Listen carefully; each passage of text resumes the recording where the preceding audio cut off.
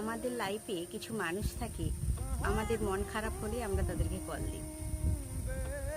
তাদেরকে কল দেওয়ার সাথে সাথেই যেন ম্যাজিকের মতো কাজ হয়। সমস্ত দুঃখ কষ্ট সব কিছু কোথায় গায়েব হয়ে যায়।